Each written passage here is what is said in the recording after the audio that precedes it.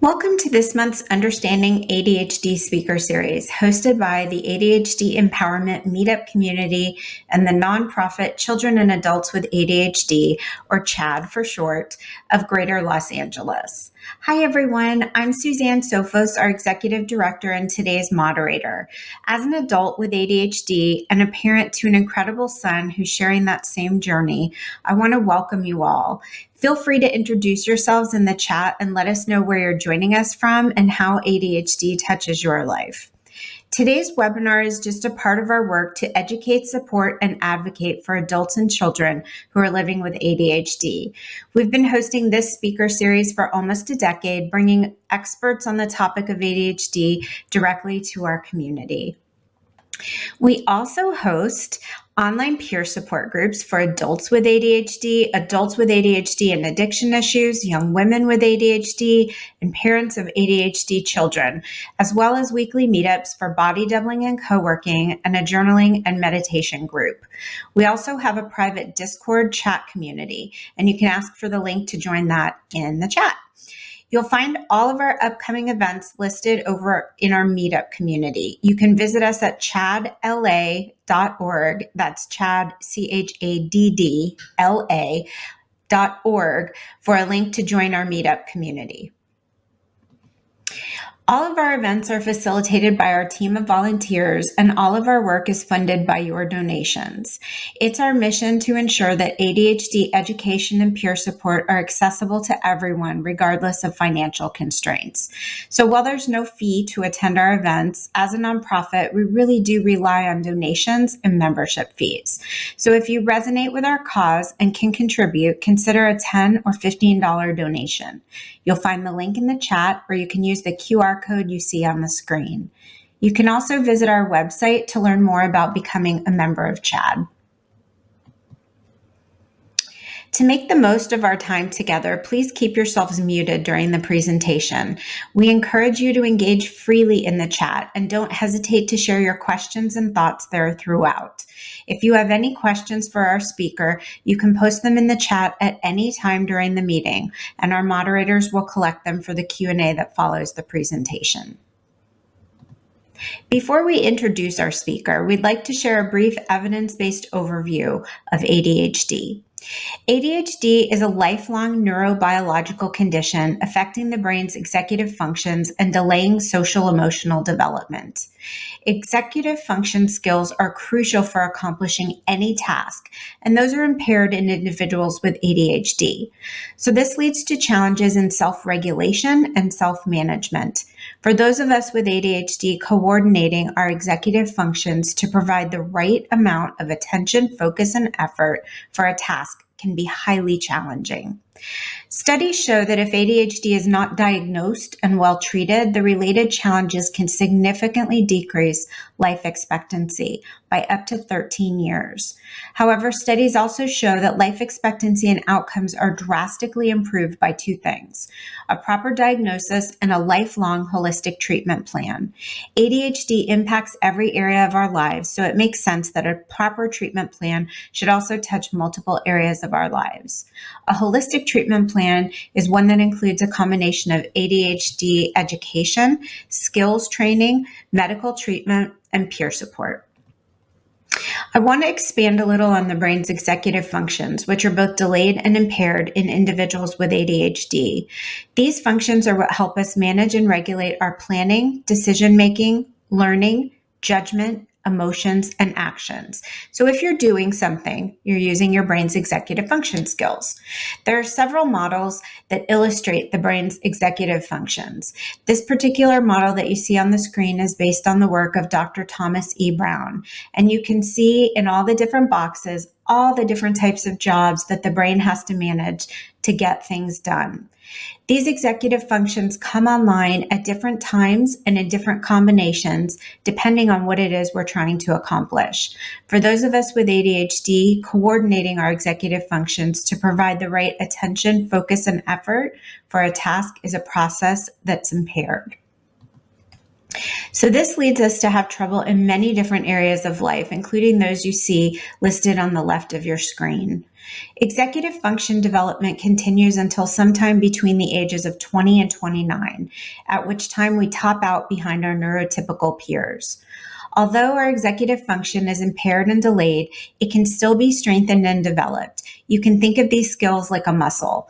So along with medication or other treatments, receiving executive function coaching, occupational therapy, or creating systems for how you accomplish things can be key ways to strengthen your executive function skills, even long after our 20s. It's with great pleasure that I get to introduce you to tonight's speaker, Jill Stowell.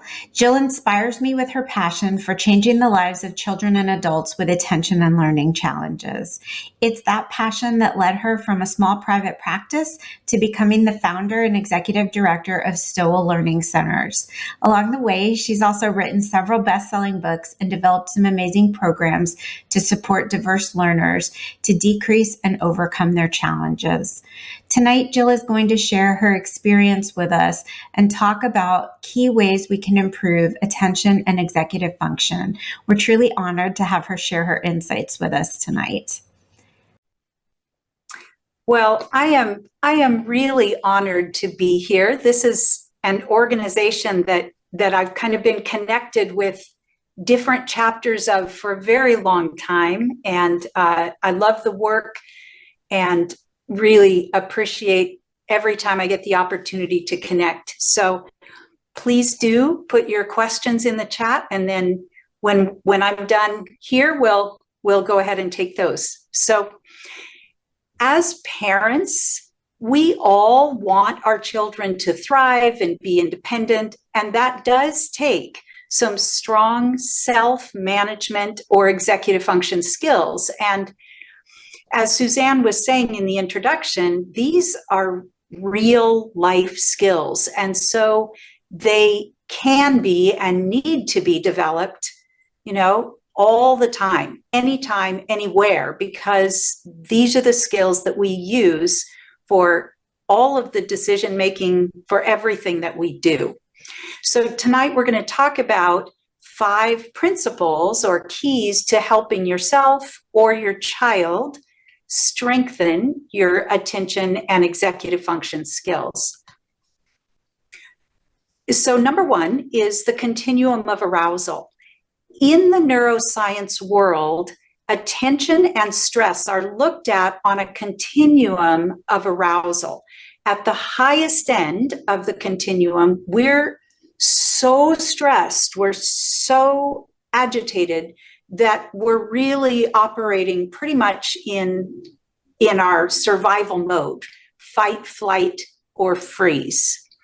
And at the lowest level of the continuum, we're just zonked. We just don't have any mental bandwidth to process new information, to be motivated, to get ourselves going.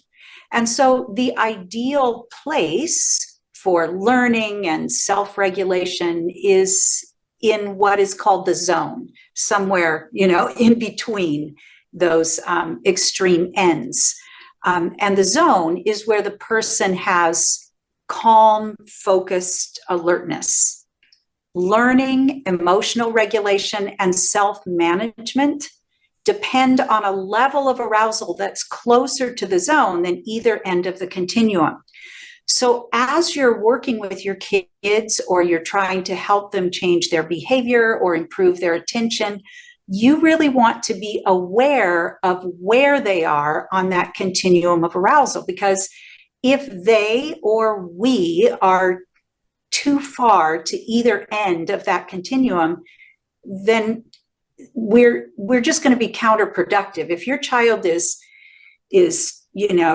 having a meltdown and you're trying to be rational with them, they're not going to hear you. So we just have to be aware of where they are on the continuum.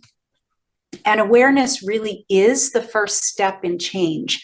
So you can intentionally build awareness of your brain state or your level of arousal through practice. And then you have the tools to begin noticing and adjusting. And we want to help our child do this too. And, you know, I recognize this is a journey. This is a journey for all parents and all people at this time in history where everybody's anxiety seems to be elevated. There's a lot of uncertainty. And so, you know, we're kind of operating in a world that is outside of the ideal zone a lot of the time.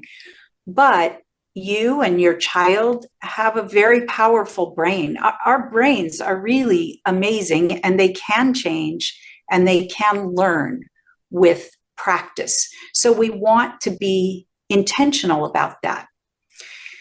So I want to talk about some strategies to down regulate.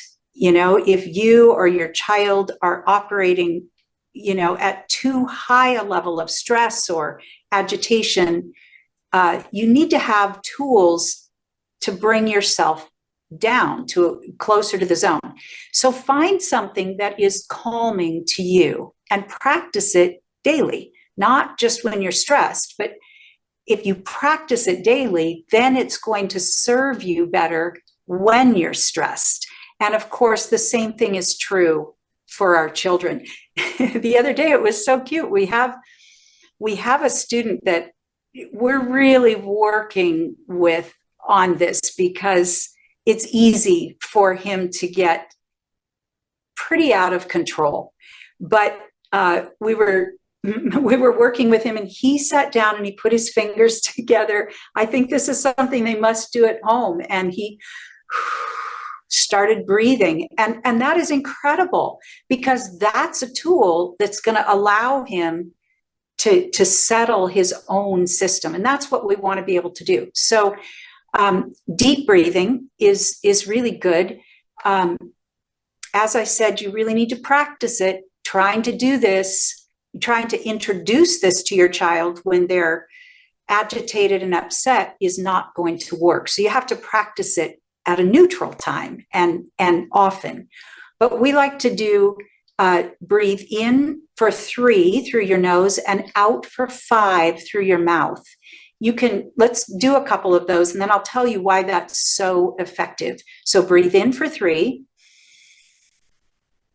and out through your mouth for 5. In for 3, out for 5.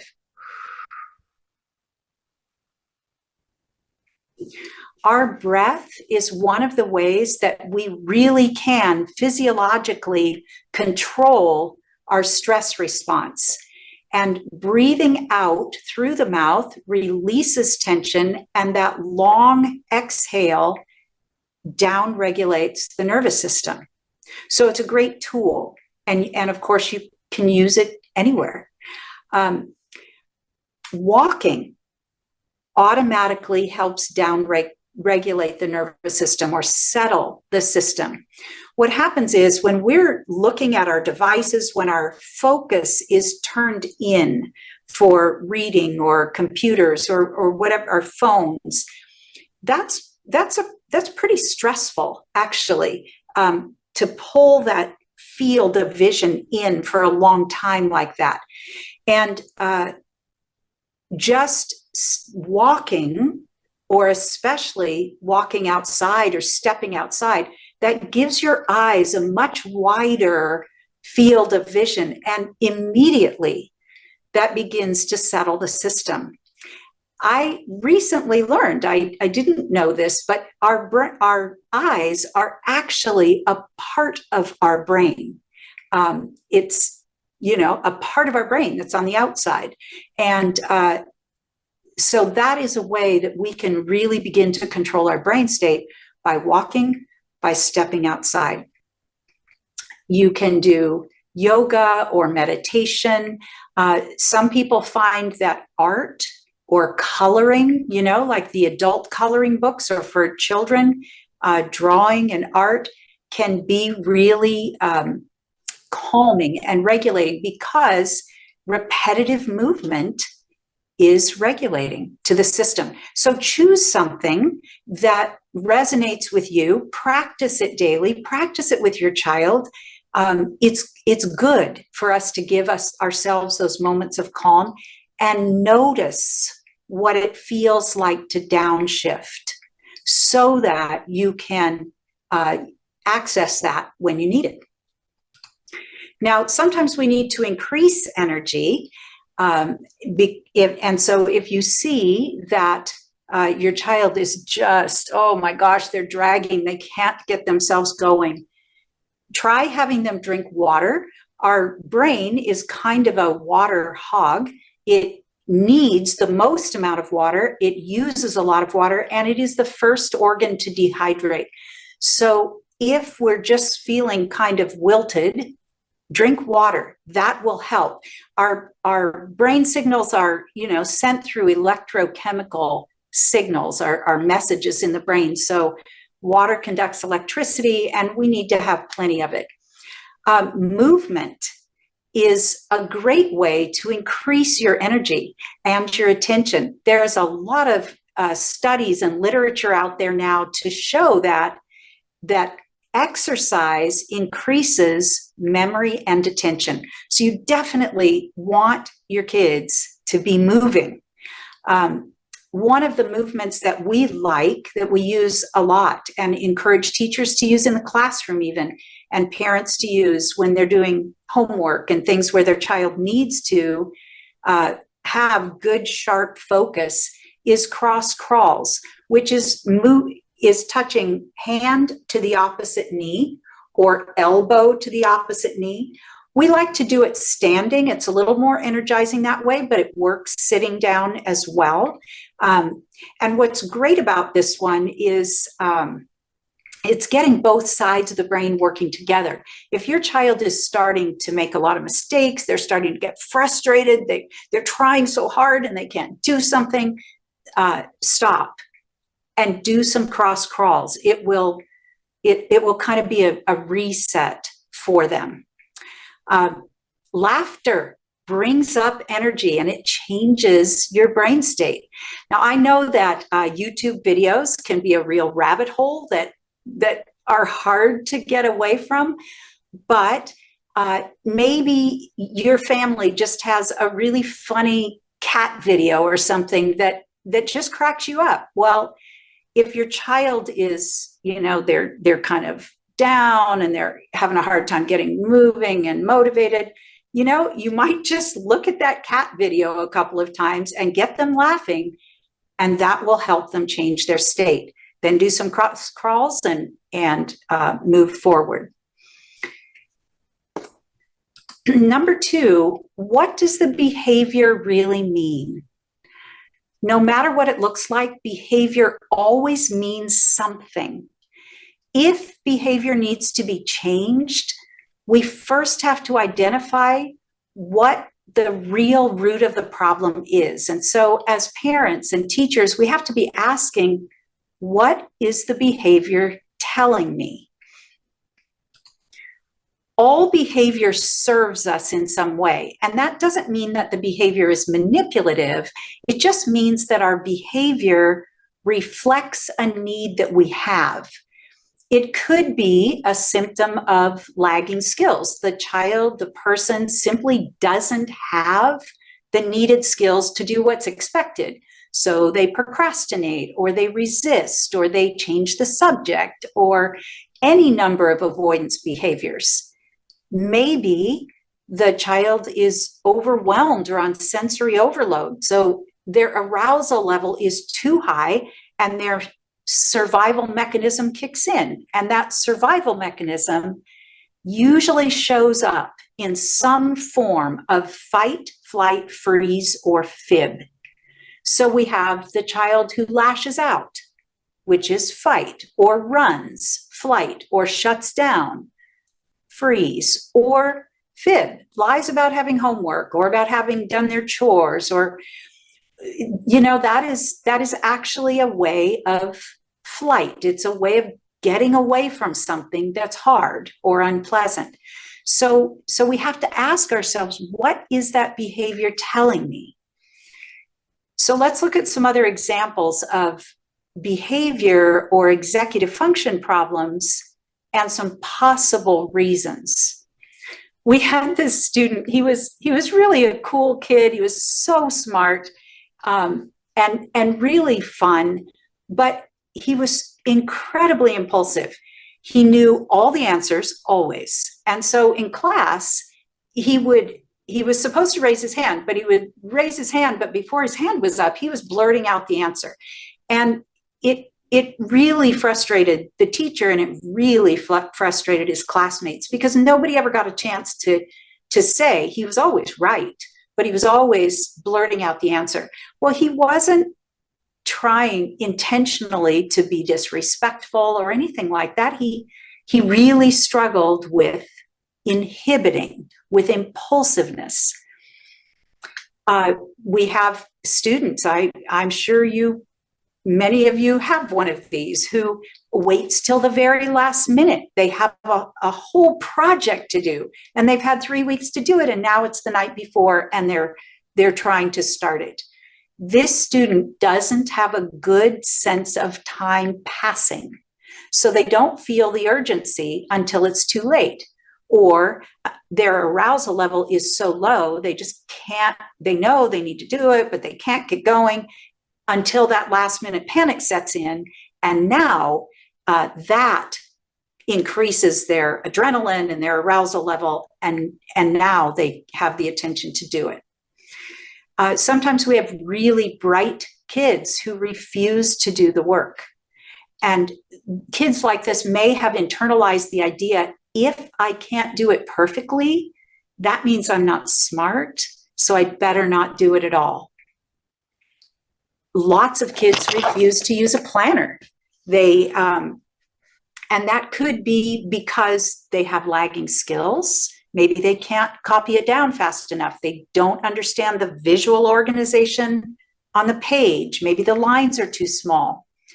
A lot of times they really do have the belief that they can remember it, and so they don't need to write it down. It could be that the work feels too hard or overwhelming, and if it's not there in their planner, they don't have to do it. For the student who tunes out in class, it could truly just be difficulty holding their attention. It could be an auditory processing or a comprehension problem, so the information isn't making sense, and then they lose their focus. It could be that the child is just so tired that they can't keep themselves alert. Until we recognize what is at the root of the problem, it's really hard to address it effectively. We need to approach ourselves and our kids with empathy. Whatever the problem is, we need to approach it with empathy. Kids do well when they can. People do well when they can. So we need to recognize that it's not a problem of won't, it's a problem of can't. And so we need to be curious for ourselves, for our child, to understand really what is underneath the symptoms or the problem that we're seeing. Number 3, build, don't be their executive function. Executive function is all about your ability to imagine and play out a mental movie of how the future is going to go in time and space, and who's going to be involved and what's going to happen.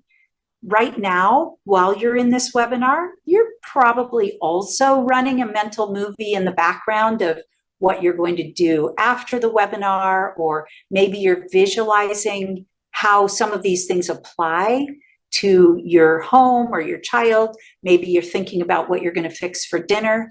That's kind of what our executive function does. It runs this mental movie, kind of planning out what's going to happen next, how it's going to happen. And when parents and teachers, however well-meaning, when we micromanage or direct every single piece of a child's life, or make them pay attention or behave or comply, we may inadvertently be taking away the child's opportunity to exercise and practice using their own executive function skills. And executive function really is kind of like a muscle. It does have to be exercised and practiced so that we can build up those skills. Kids need the opportunity and guidance to practice that mental problem solving and mental planning throughout their day. Some really good language is, what's your plan? Or point out your plan. For example, instead of saying, get dressed, brush your teeth, and then put your books and your homework in your backpack, you might say, what's your plan for getting ready for school? Now the student has to visualize into the future what they're going to do. See, if you give all of the instructions and you break it all down for them, you're picturing it, but they aren't necessarily. But if we say, hey, what's your plan for getting ready for school? Now they have to visualize and have them tell you exactly what they see themselves doing. In fact, if you say, point out your plan, that gets them using gestures, which stimulates visualizing. So point out your plan for getting ready for school. Well, I'm going to go upstairs and go to my room and get dressed. And then I'm going to go to the bathroom and brush my teeth. And then I'm going to come back downstairs and get my books and homework off the kitchen table and put it in my backpack. Okay, now the child has created their mental movie, and that is exactly how our executive function works to plan. Now, it seems like, ooh, that's going to take a lot of extra time, but think about the time it takes to nag them to do all those things. And if they have visualized it and verbalized it and thought it through, they're learning executive function skills, and there's a better chance that they're going to be able to do those things or more of those things independently without reminders. Number 4, we want to problem solve together. So this basically has 3 parts to it. We want to get their take on the problem. That's kind of the part where we have to understand what is really beneath the behaviors that we're seeing. We want to have our take on the problem and then collaborate on a solution. So step 1 is kind of the hardest for us as adults. We have a lot of ideas about what's going on. We have a lot of solutions, but step 1 is to observe, explore, dialogue, listen, to really understand what is going on. What does the student or the person, I mean, this really works with anybody, what do they need? And we need to ask and listen without judgment, without giving our opinion or giving advice. And you might lead the discussion with words like, I notice. Tell me about that. Let me give you an example. Let's take a student who does her homework, but she forgets to turn it in. So you might say, hey, I notice you have a lot of missing assignments, homework assignments. Tell me about that. And chances are your daughter's going to say, I don't know, I just forget. So you're going to have to explore a little bit. Well, do you do your homework? Do you get to class on time? What happens when you get to class? Are you early? Do you feel rushed? And maybe in that discussion, if you just ask some questions really objectively and just listen, maybe what you find out is, she says, hey, I never have time because passing period is the only time I get to talk to my friends, and then class is starting and I can't find my homework in time. So now we know that the student needs time to talk to her friends. That's important to her. And she doesn't have a good organizational system for finding and retrieving our homework quickly. Students who struggle with behavior or attention or executive function are continually being told how they should behave. And assumptions are made about their motives and their abilities. We just have to stop that and take this time to listen and understand what the student needs in order to be successful. Step 2, we have to share with the student our take on it or what change is needed. So, what has to happen in the classroom. We need to be clear, not blame, no value judgment. We don't want to tell the student what to do, but we just have to be clear about the expectations. So for this student who does her work, but she forgets to turn it in, the expectation is homework has to be turned in on time. That's her job. And then step 3 is we need to collaborate on a solution. And a solution, it could be, any solution can be thrown out there, but it has to be a good one, it has to meet their need and your need. So we want our kids to come up with ideas. So we can say, well, you need time to talk to your friends and you have to get your homework in on time. What ideas do you have? I wonder what you could do about that. And just wait and listen and see what ideas they have. And then write them down. I like to write down every idea they come up with. So maybe one idea is, I just won't do my homework. Maybe one is, okay, I won't talk to my friends. Maybe it's to put the homework for each class in the book for that class. Maybe it's to have a bright red homework folder.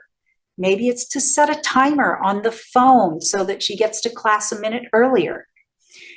Take all of the solutions and then each one, visualize it, think about, does it meet both needs? And then, have the student determine, together you determine what would be a good option or what would be good options. And then the student decides what they're willing to try. And they commit to trying it and then set a time when you can come back and you can, look together, maybe at the end of the week. Hey, how did it work? And if it did work, great. Congratulate and keep going. If it didn't work, well, let's talk about it. What part worked, what didn't? This kind of joint problem solving takes some time, but it is time well spent. It needs to be at a very neutral time. Don't try to do it when, you're upset or when your child is upset. It's got to be a neutral time. And it is going to take some time, but it allows the student to feel heard and repeatedly practice the very essence of executive function, because our executive functions evaluate a situation, determine that there's a problem and what it is, look at multiple perspectives and solutions, determine the best course of action, try it, and then evaluate. Did it work? If not, what do I want to do differently? That's executive function. And if we can get in the habit of exploring like this with our kids, we will find that they are actually developing tools in the process. And they feel heard, which is amazing for buy-in. Number 5, we need to build the underlying skills. The best guidance and strategies in the world will not work if the student doesn't have the skills to do the job. We look at learning like a continuum. It kind of like a ladder. So way up at the top of the ladder, you have social skills and academic skills and all those student skills and school skills up there at the top. And that's where we expect all of our kids to be able to work. But under that, like on a ladder, there are all these underlying skills that support being able to learn and focus and manage yourself effectively up at the top.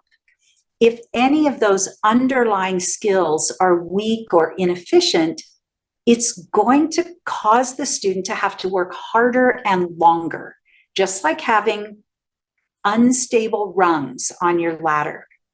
So at the very bottom of the continuum or the learning ladder, we have what's called core learning skills. And these skills start developing really even before babies are born with primitive reflexes. But these are our body control skills, our movement skills, our visual skills that allow us to sit in a chair and move through space without knocking things down, and navigate our environment and move our pencil across the page and our eyes across the page, and all of those kinds of skills that are just assumed to be in place when kids go into kindergarten. For many students, they really aren't in place. And so they're kind of fighting their body all of the time. And you get really wiggly kids or kids that pop up and down because these underlying skills are not supporting them well enough. They're not fully developed. The next level up on the continuum is processing skills, skills like attention, focus, and concentration, processing speed, working memory, auditory and visual processing, which isn't your hearing and seeing, but how you think about, how the brain perceives and thinks about the information that comes in through the eyes and the ears. Are they getting accurate information? Is it clear and complete? And then, of course, executive function, which are high-level self-management skills.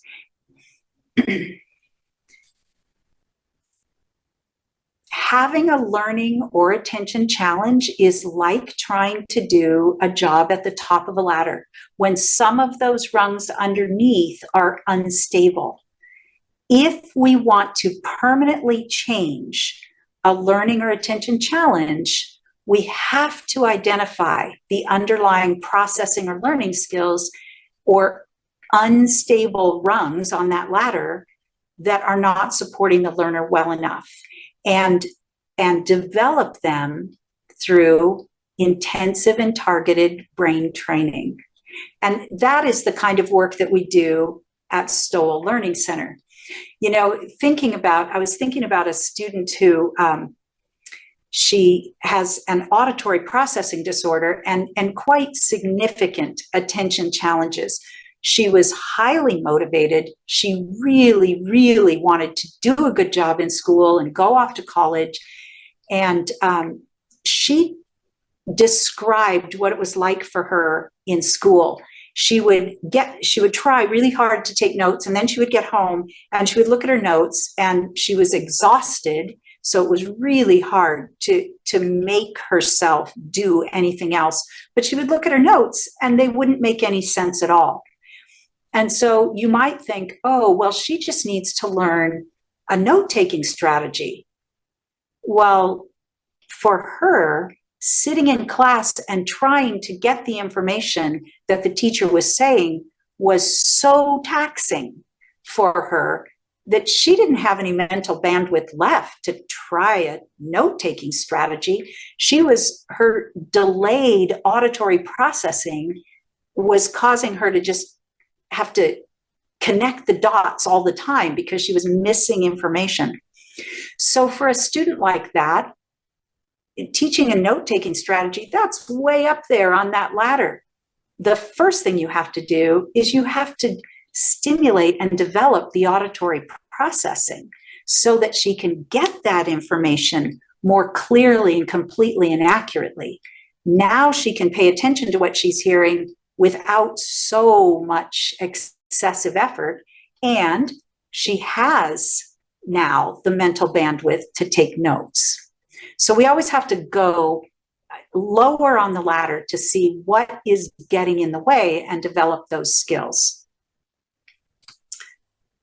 I have a free resource for you.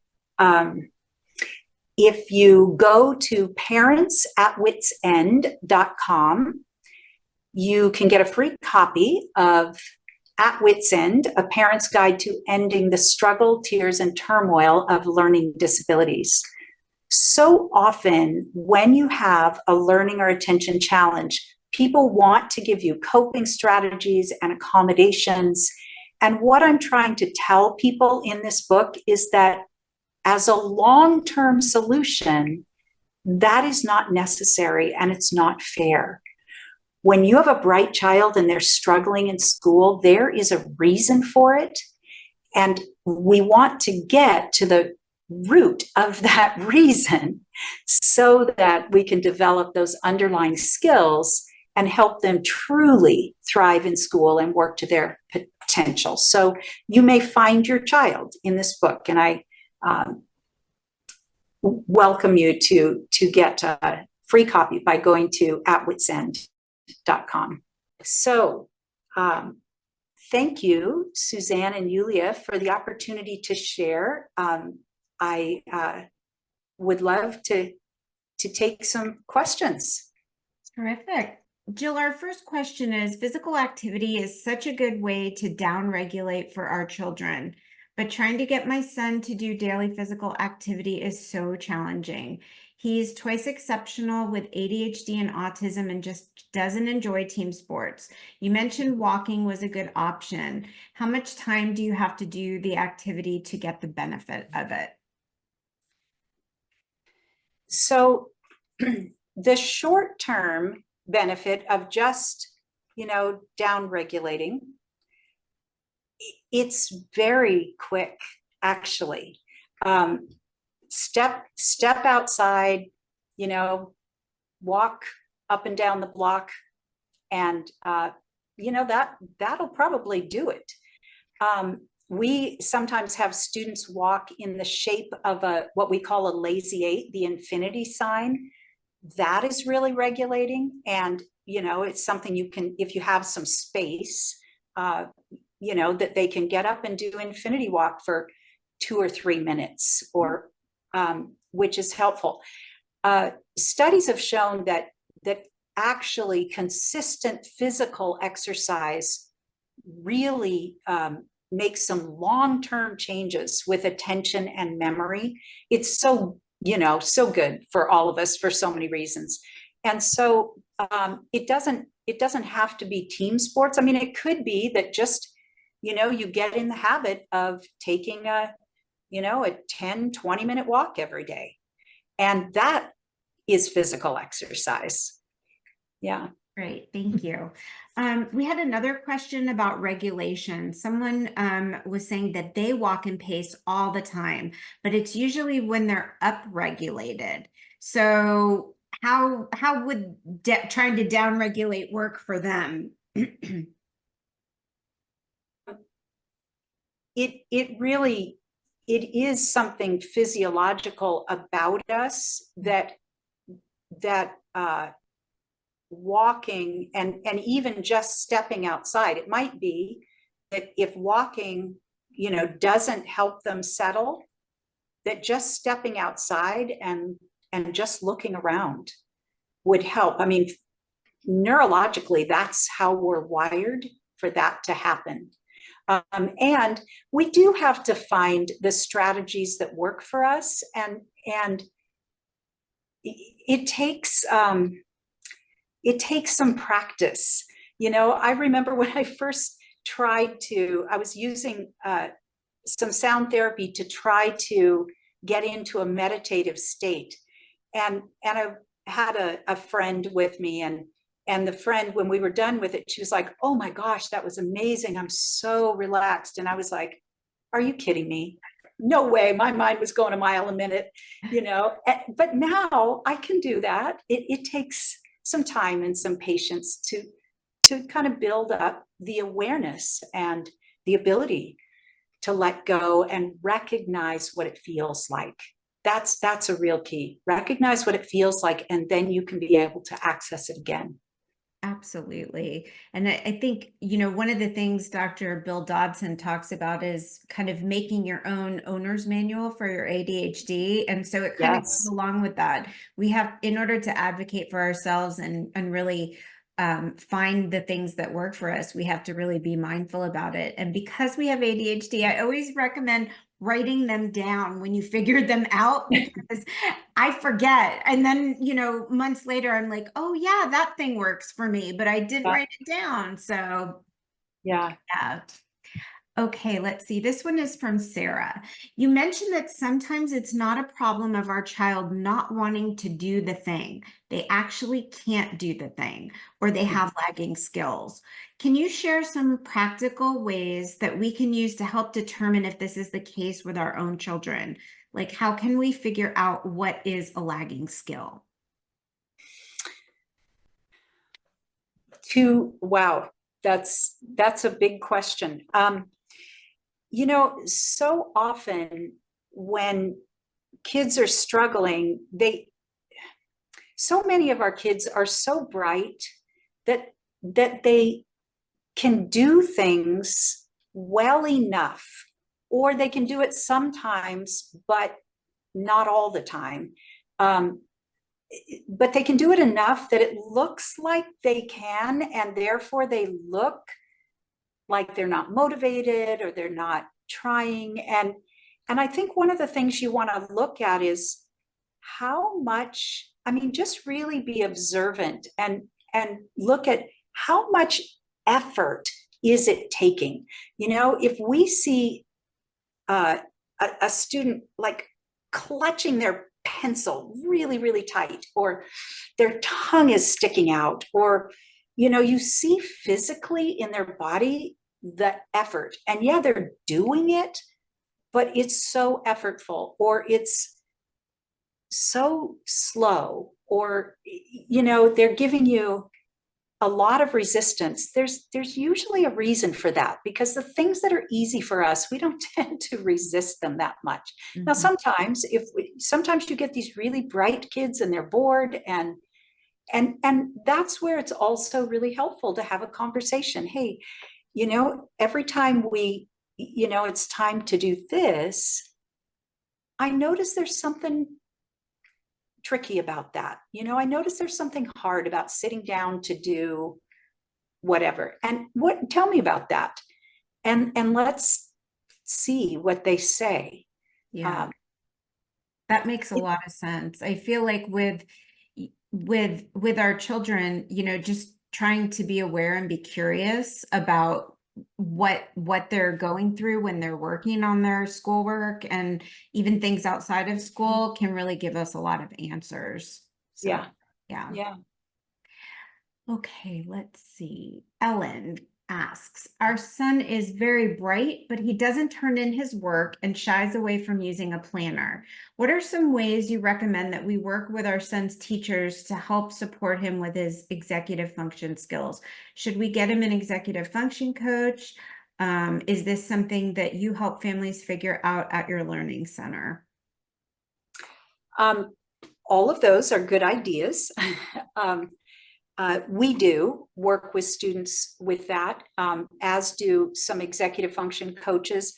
Um, you know, again, I think it's important to understand what's going on so you've got two issues. One is they're not turning in their work, and one is they don't use a planner. And I'll give you a couple of examples from students. One time we had a student, he was in advanced placement classes. He was he worked, he was in, an 11th grader in high school.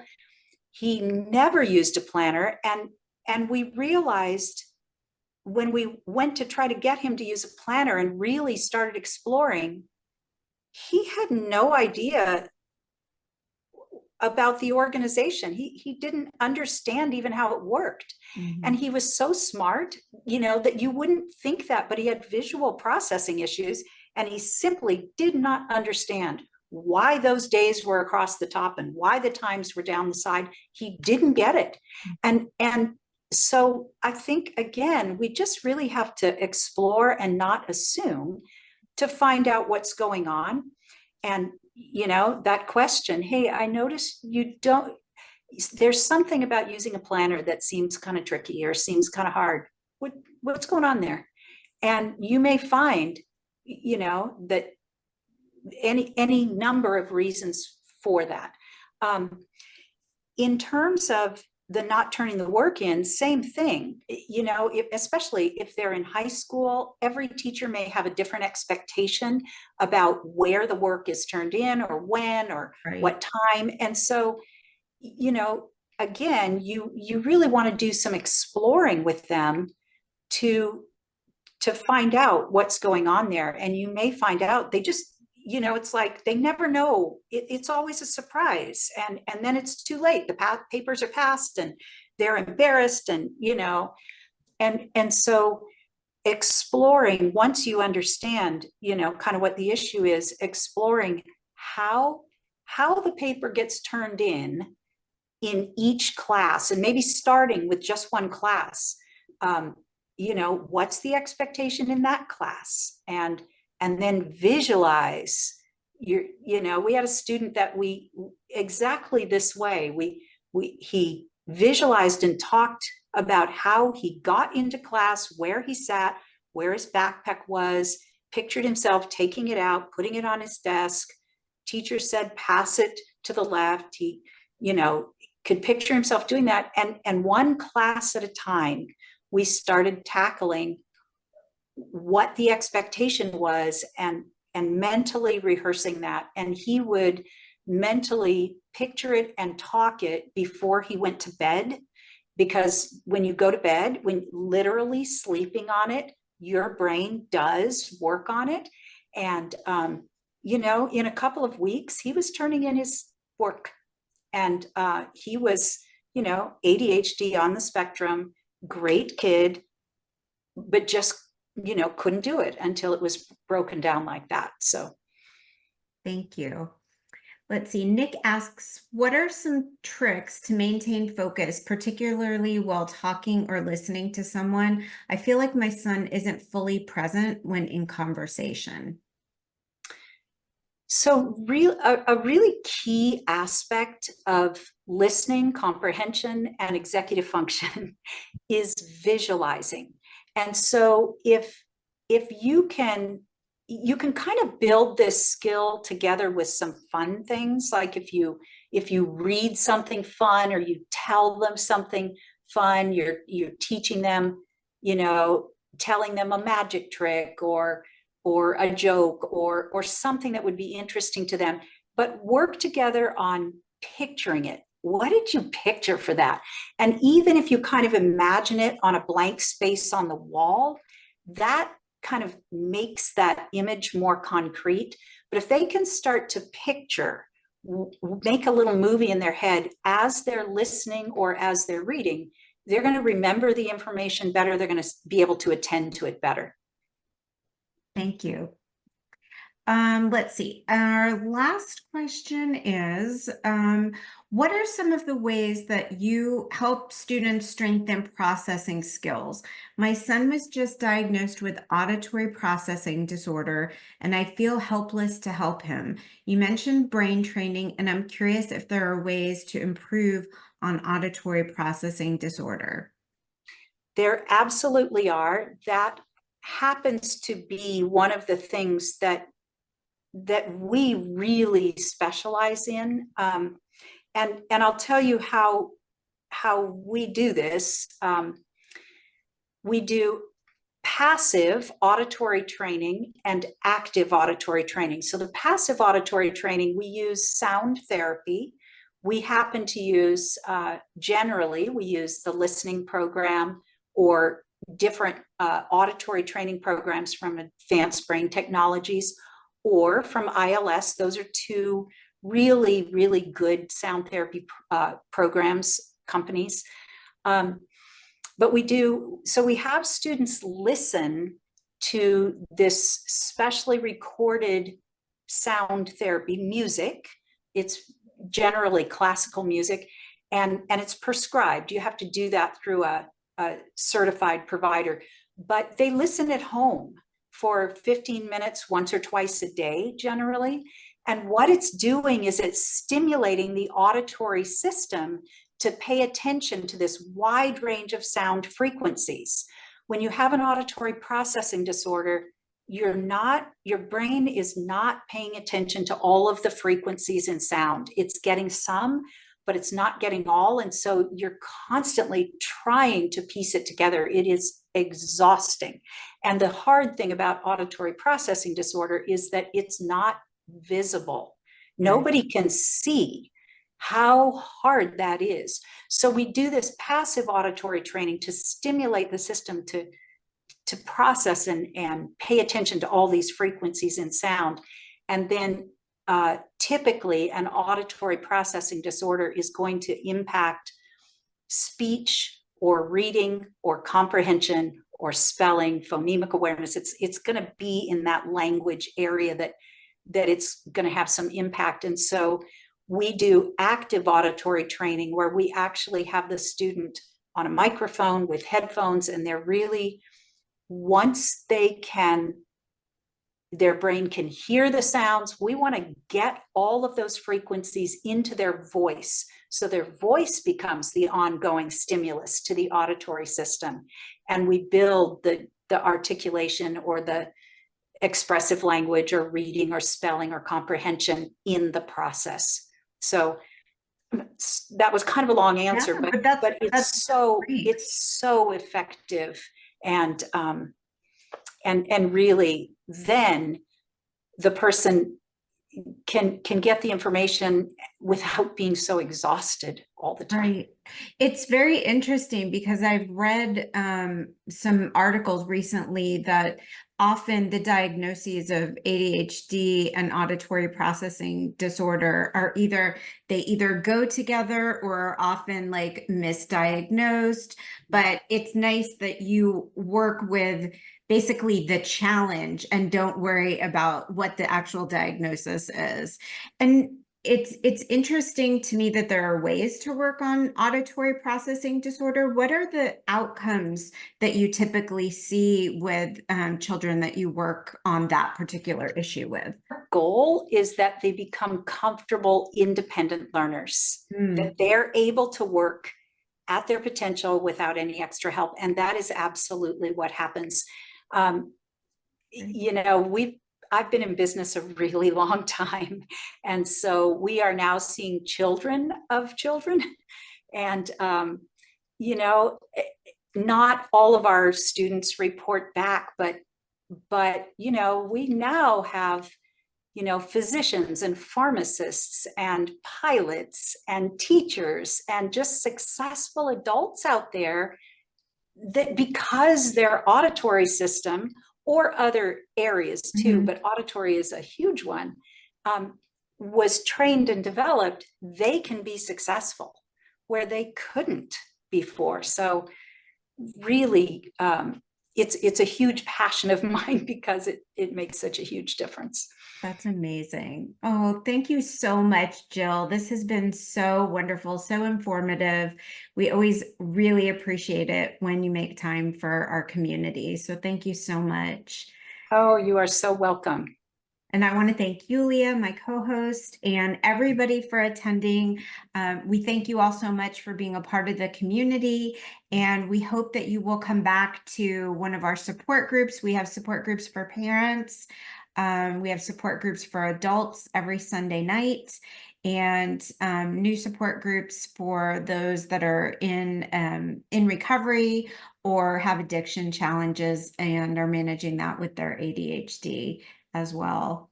Well, have a really great night, everyone. Thank you so much. We really appreciate you all being here. Thank you. Thank you. Welcome to this month's Understanding ADHD speaker series, hosted by the ADHD Empowerment Meetup Community and the nonprofit Children and Adults with ADHD, or CHAD for short, of Greater Los Angeles. Hi, everyone. I'm Suzanne Sophos, our executive director and today's moderator. As an adult with ADHD and a parent to an incredible son who's sharing that same journey, I want to welcome you all. Feel free to introduce yourselves in the chat and let us know where you're joining us from and how ADHD touches your life. Today's webinar is just a part of our work to educate, support, and advocate for adults and children who are living with ADHD. We've been hosting this speaker series for almost a decade, bringing experts on the topic of ADHD directly to our community. We also host online peer support groups for adults with ADHD and addiction issues, young women with ADHD, and parents of ADHD children, as well as weekly meetups for body doubling and co-working and a journaling and meditation group. We also have a private Discord chat community, and you can ask for the link to join that in the chat. You'll find all of our upcoming events listed over in our meetup community. You can visit us at chaddla.org. That's Chad, CHADDLA.org for a link to join our meetup community. All of our events are facilitated by our team of volunteers, and all of our work is funded by your donations. It's our mission to ensure that ADHD education and peer support are accessible to everyone, regardless of financial constraints. So while there's no fee to attend our events, as a nonprofit, we really do rely on donations and membership fees. So if you resonate with our cause and can contribute, consider a $10 or $15 donation. You'll find the link in the chat, or you can use the QR code you see on the screen. You can also visit our website to learn more about becoming a member of CHAD. To make the most of our time together, please keep yourselves muted during the presentation. We encourage you to engage freely in the chat and don't hesitate to share your questions and thoughts there throughout. If you have any questions for our speaker, you can post them in the chat at any time during the meeting, and our moderators will collect them for the Q&A that follows the presentation. Before we introduce our speaker, we'd like to share a brief evidence-based overview of ADHD. ADHD is a lifelong neurobiological condition affecting the brain's executive functions and delaying social-emotional development. Executive function skills are crucial for accomplishing any task, and those are impaired in individuals with ADHD. So this leads to challenges in self-regulation and self-management. For those of us with ADHD, coordinating our executive functions to provide the right amount of attention, focus, and effort for a task can be highly challenging. Studies show that if ADHD is not diagnosed and well treated, the related challenges can significantly decrease life expectancy by up to 13 years. However, studies also show that life expectancy and outcomes are drastically improved by two things: a proper diagnosis and a lifelong holistic treatment plan. ADHD impacts every area of our lives, so it makes sense that a proper treatment plan should also touch multiple areas of our lives. A holistic treatment plan is one that includes a combination of ADHD education, skills training, medical treatment, and peer support. I want to expand a little on the brain's executive functions, which are both delayed and impaired in individuals with ADHD. These functions are what help us manage and regulate our planning, decision-making, learning, judgment, emotions, and actions. So if you're doing something, you're using your brain's executive function skills. There are several models that illustrate the brain's executive functions. This particular model that you see on the screen is based on the work of Dr. Thomas E. Brown. And you can see in all the different boxes, all the different types of jobs that the brain has to manage to get things done. These executive functions come online at different times and in different combinations, depending on what it is we're trying to accomplish. For those of us with ADHD, coordinating our executive functions to provide the right attention, focus, and effort for a task is a process that's impaired. So this leads us to have trouble in many different areas of life, including those you see listed on the left of your screen. Executive function development continues until sometime between the ages of 20 and 29, at which time we top out behind our neurotypical peers. Although our executive function is impaired and delayed, it can still be strengthened and developed. You can think of these skills like a muscle. So along with medication or other treatments, receiving executive function coaching, occupational therapy, or creating systems for how you accomplish things can be key ways to strengthen your executive function skills even long after our 20s. It's with great pleasure that I get to introduce you to tonight's speaker, Jill Stowell. Jill inspires me with her passion for changing the lives of children and adults with attention and learning challenges. It's that passion that led her from a small private practice to becoming the founder and executive director of Stowell Learning Centers. Along the way, she's also written several best-selling books and developed some amazing programs to support diverse learners to decrease and overcome their challenges. Tonight, Jill is going to share her experience with us and talk about key ways we can improve attention and executive function. We're truly honored to have her share her insights with us tonight.